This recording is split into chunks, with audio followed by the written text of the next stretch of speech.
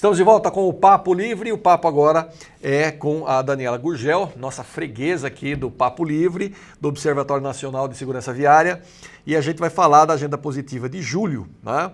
Que é manutenção preventiva de moto, Daniela. Exatamente, Jair. Olá para você, um abraço grande para os nossos telespectadores aqui do Papo Livre. E esse mês a gente está trabalhando exatamente esse tema. A importância de você saber que se você prevenir, né, o problema, tanto no carro quanto na moto, vai ficar bem mais barato e você pode ter bem menos dor de cabeça. Então, a prevenção realmente, quando você trata de uma máquina, né, tanto dos modais aí, é mais legal, vai ficar melhor para todo mundo. Até porque eu, como já fui motociclista durante muitos anos, é aquela velha história. A moto, o carro, quando você tem uma pane, você encosta o carro, tem 4 rodas. Agora, uma moto, quando ela dá uma pane, a chance de você cair é muito grande. Exatamente, você falou tudo e esse é um item que a gente está pegando muito, Jair. A questão de, se você sofreu um problema numa moto, é uma coisa, se você sofreu no carro, exatamente isso que você falou. Eu já tive moto muito tempo, eu sei o que é, por exemplo, você tem um problema de freio, você tem um problema na correia, na corrente. Na corrente. A corrente chega a um ponto que ela gasta e aí numa dessa aí ela pode travar a roda. E já você já está, chão. A gente está, no trabalho que a gente, nesse trabalho que a gente fez, assim, de levantar realmente os principais problemas, e a gente consultou vários motociclistas, e exatamente isso. Quer dizer, não lubrificar a corrente semanalmente, você corre um risco muito sério com relação às duas rodas. A relação, na verdade, ela se desgasta mais rápido, né? Que a relação é coroa, pinhão e corrente. Ela se desgasta muito mais rápido. Né? E aí a vida dela é curta, você tem que estar toda hora esticando, e chega uma hora que ela perde a validade, perde a eficiência, e você tem que trocar. E aí ela dá aquelas patinadas, aquela coisa, até o momento que ela vai acabar saindo e travando você no momento que você está andando. Comigo já aconteceu, por exemplo, de eu frear, apertar o freio com força, quebrar o varão do freio, do freio traseiro, ficar só com o freio dianteiro. E aí, assim, não caí porque eu já estava muito safo, mas para derrubar aquilo ali é facílimo. E engraçado que, assim, eu não sou motociclista.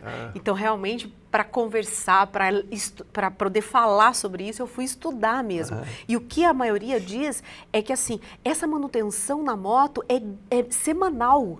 É diferente, por exemplo, do carro, que você consegue fazer uma calibragem de pneu, por exemplo. Uma vez a cada 15 dias. Exatamente. Uma semana sim, uma semana não, né? Você consegue fazer isso, você que usa o carro o tempo todo, então uma semana sim, uma semana não, tá legal. Da moto não, da moto tem que ser toda semana. Então esses lembretes são fundamentais para quem tá de moto. Principalmente se chove, aí tem um outro detalhe importante, gente. Seca. Quando chove, molha e resseca, e na água que você pega na pista, vai com areia. Já tem terra junto ali, claro, que você não percebe. Então, a poeira com a água fica na correia. E ela lava a correia, a hora que seca, seca tudo. Então ela trabalha sob uma condição extremada ali. Se você não lubrificar, ela vai desgastar muito mais rápido. A chance de você de ter um acidente é grande. Agora eu pergunto a você. Aí é uma reflexão aqui para todo mundo. Será que os nossos motociclistas, quando saem das suas respectivas autoescolas, têm toda essa informação e toda essa percepção, todo esse risco que ele corre ao longo do tempo com aquela motocicleta? Não tem. E eu vou dizer uma coisa para você, demorou para eu aprender também. E aprendi tendo problema, tendo desgaste acima do natural. Informação com o mecânico. Aí você vai aprendendo as manhas, entendeu? Por exemplo, na época que tinha motor 2 tempos, você deixava secar não, mas diminuir o óleo, então no reservatório de óleo, porque era separado da gasolina, então tinha alguns problemas que sempre davam. Então você acaba aprendendo com o tempo uma coisa que eu nunca vi em autoescola nem pensar. Então assim, na verdade, Jair, é fundamental que as pessoas tenham informação, busquem essa informação. A gente está numa região onde todo mundo tem seu celular, tem seu smartphone, tem internet, quer dizer, manutenção preventiva da motocicleta. Vamos manter ela direitinho, vamos fazer com que realmente a coisa ande direito, para você evitar. Eu moro a uma quadra aqui da TV. Ontem à noite, saindo da minha casa, tinha um motociclista caído no portão do condomínio. Caraca. Eu não sei o que aconteceu, eu estava indo para um compromisso, era 7 horas da noite, a garupa estava em pé, a menina estava em pé, mas o cara estava estendido no ali. chão, tinha carros ali, já tinham chamado o resgate, quer dizer assim, acontece o tempo inteiro. A minha manicure, que é aqui do salão, aqui também perto daqui da onde a gente está, outro dia cheguei no salão, cadê a menina? Ah, sofreu acidente de moto, vai ficar 6 meses com a gaiola na perna. Que legal. Quer dizer, ao tempo inteiro você está recebendo esse tipo de informação. Poxa vida, é preciso também entender o que você está fazendo para que você não corra esses riscos. Na verdade, a moto, a gente está sempre desprevenido, nós estamos soltos no espaço, sem proteção. E aí nós temos 2 problemas. Nós temos o motorista, que é imprudente, e o motociclista também. Hoje mesmo, vindo para cá, fui fazer uma curva em Campinas, tinha um cara que estava desse lado aqui, e ele sabia que eu abri a curva, né? E aí veio o ônibus para o lado de cá, ele vendo que eu estava sendo fechado e que eu ia para cima dele, o cara insistiu em passar, buzinando, brigando. Aí eu tive que parar, parei o carro, para os 2 passarem, o ônibus passar me fechando, ele passar.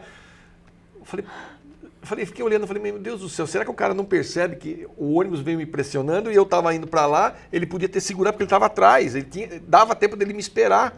Era só não acelerar. É só não acelerar, mas é aquela coisa, ele precisa ter espaço. Tá na frente. Tá na frente, que coisa tosca, absurda.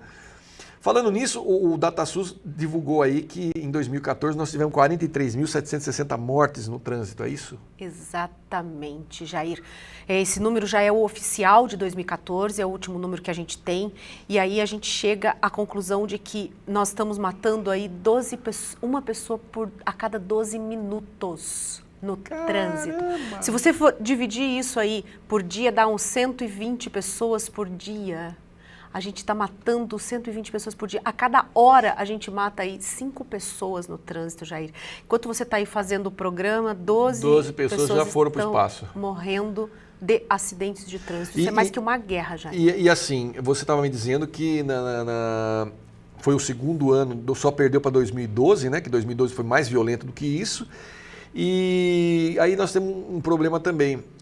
O motociclista, ele é responsável por boa parte desses acidentes aqui. Hoje é o cara que mais está morrendo no Brasil inteiro, contabilizando todos os estados, ele é a principal vítima do acidente de trânsito. Então, assim, falar de prevenção de motocicleta é fundamental para que efetivamente a gente diminua esse número. 2014 é para a gente o segundo pior ano da história, desde que esses acidentes começaram a ser contabilizados, né, calculados.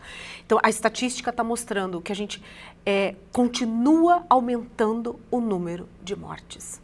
Então, assim, por mais que a gente tenha aí, a gente venha trabalhando, quer dizer, daí não é só o observatório, né? Aí a gente tem aí todos os órgãos de trânsito, né? A prefeitura, secretarias de transportes, Ciretrans, Detrans, polícias rodoviárias, estadual, federal, enfim, todo mundo tentando trabalhar. Alguns, como você, trazendo o tema para dentro do seu trabalho, né, discutindo, e informar, a gente não consegue diminuir esse número, Jair.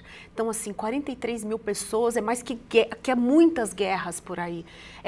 Quase 44 mil pessoas, é muita gente. Então, realmente, 2014 foi para a gente um ano muito violento.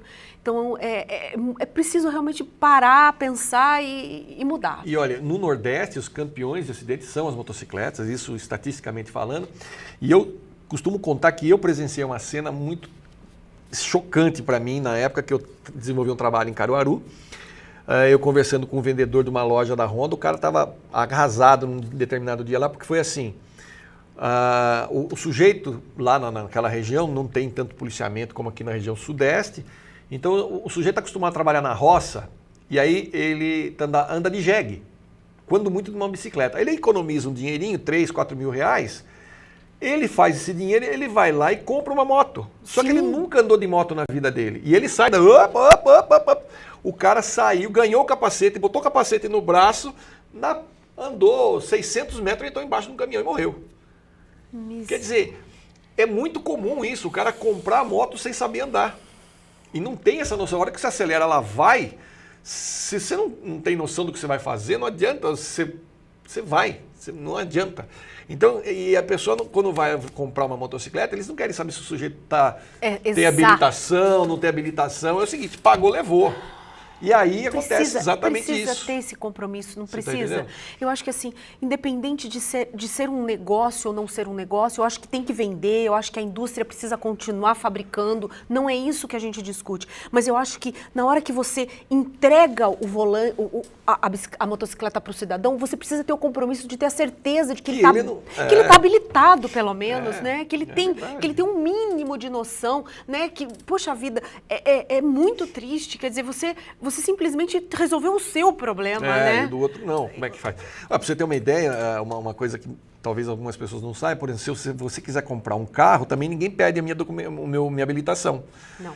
Ele pede a minha identidade. Mas seu não CPF, consulta se você tá pode devendo, pagar ou não. Você consulta o Serasa, mas isso. não consulta o Detran para saber se você está habilitado ou não.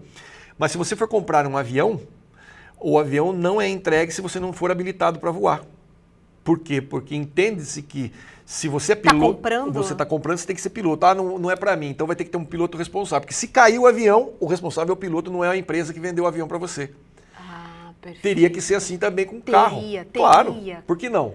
Lógico, você não pode entregar um carro para uma pessoa que nunca passou por uma autoescola. Exatamente. Nunca, mas é a minha mãe, a minha avó, eu não tenho... Não, então... Alguém precisa ser responsável, alguém precisa ter... Eu preciso entregar para você o produto, mas ter certeza que você não vai se matar ou matar alguém. O que existe, inclusive, no certificado de propriedade do avião, tudo bem, você, Daniela, vai comprar um avião, mas você não pilota. É para você usar para qualquer finalidade, mas você não pilota. Então você vai lá, você nomeia o Jair, seu piloto responsável. Então o avião tem o proprietário, pessoa civil. Perfeito.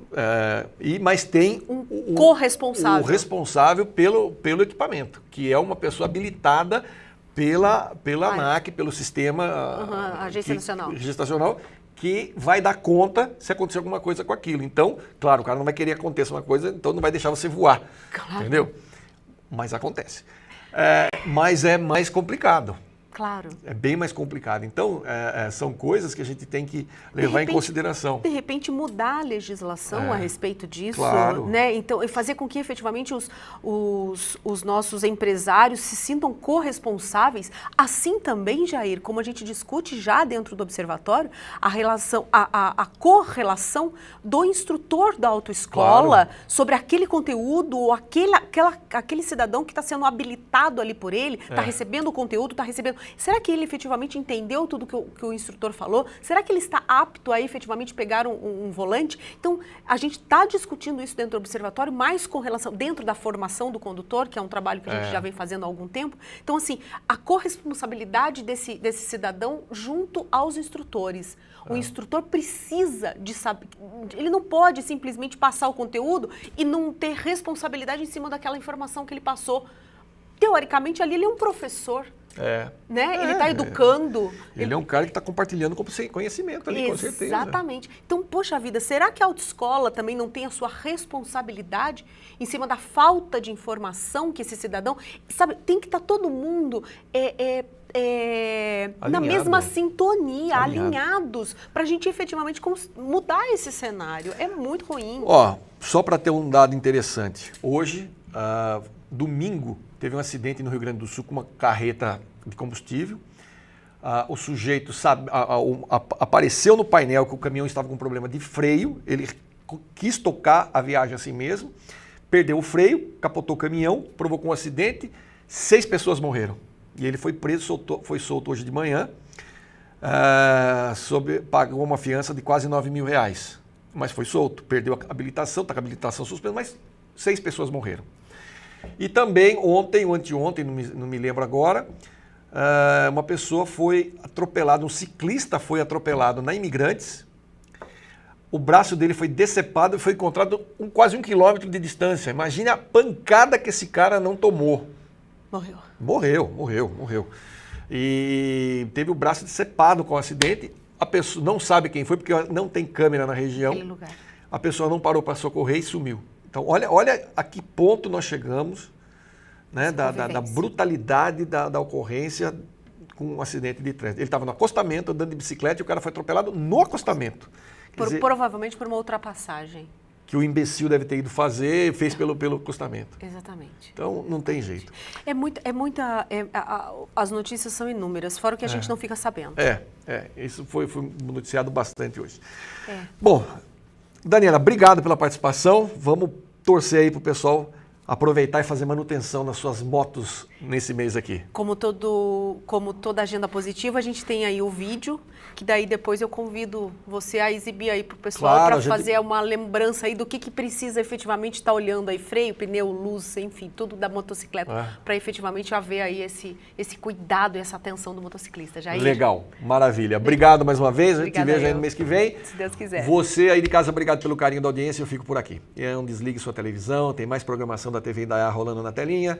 Fiquem com Deus e até o nosso próximo encontro.